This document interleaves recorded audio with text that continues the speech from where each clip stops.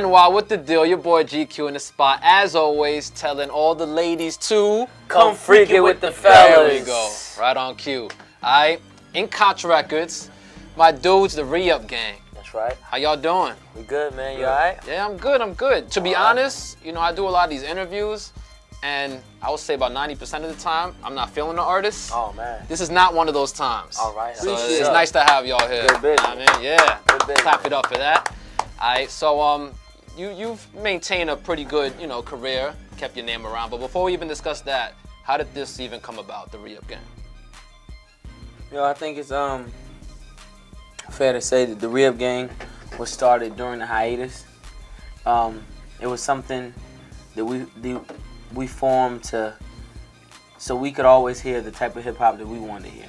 Okay. You know, it's four guys who basically got a love and a passion for lyric-driven hip hop, street-oriented hip hop, and we found two guys in Philly, and you know, they connected with the Clips, and we just put it together.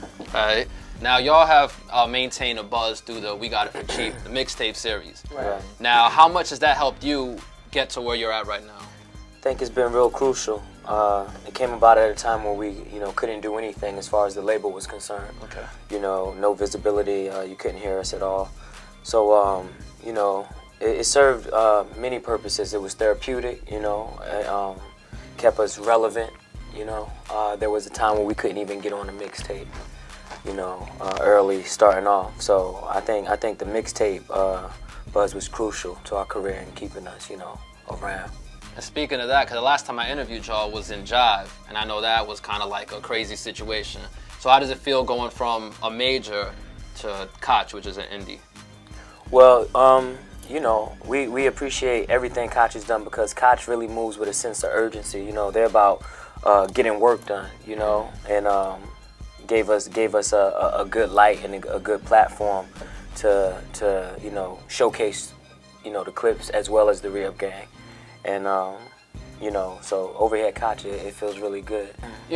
Being that you guys have done a very successful mixtape series, do you Right. approach this project a little different? Like, what's the approach with that?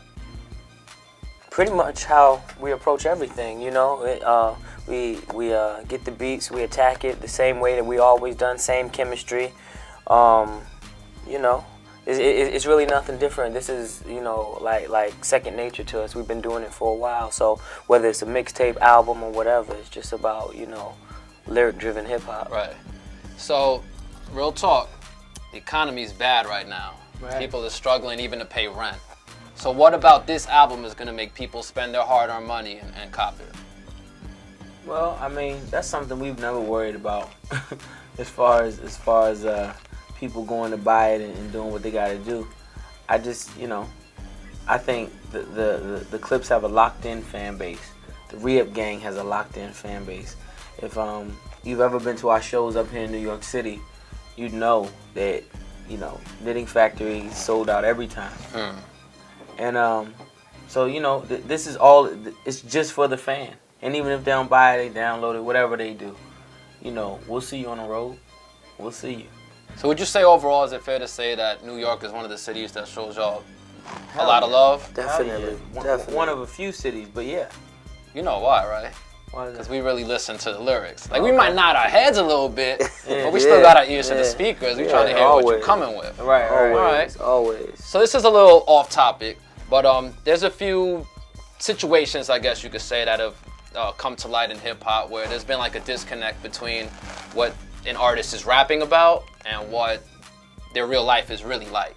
So what are your thoughts on that? I think first and foremost is entertainment. Okay. I think people shouldn't take everything so literal. Like you're not supposed to be raising your kids off of this. You're supposed to enjoy it and you're supposed to have some type of sense with it.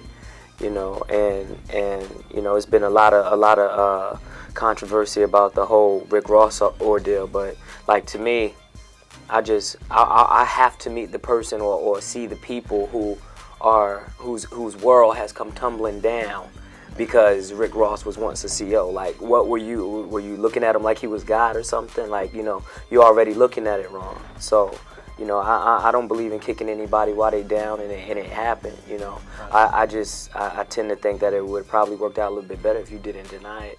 Okay. You know, but that's it. Yeah, I just feel like to add that, you know, hip hop community has given passes for a lot worse all the time. No, I agree with that. Right. Yeah. Way worse. Way worse. Yeah, that's true. It's one of those weird things though, because there's some people that have done less that get scrutinized for it. I guess it's all about kind of how hot you are and way spotlight. worse. Yeah. They, you know, they just do terrible things. They've been doing terrible things. I think I already know where you're going with that. And we just, you know, Yeah. we let it slide. Right. All right. So once this album comes out, I know you mentioned the Clips album. Is anything else in the works? Or Damn that's the main right. thing? You know, Re-Up Gang Records, man, we just trying to build a brand and build a brand that's based on consistent, incredible music. So as soon as this is out, you know, we come in first quarter with the Clips album. Okay. After the Clips album comes, we're looking for the Ab Lava project. Probably try to do those simultaneously. You know what I'm saying? Solo records, everything. That's what's up. Keeping it moving. We just gonna keep it moving, keep it rolling. All right. As long as y'all here, man, I got your back. Nice seeing That's you all what it again. is. Always a All right. pleasure.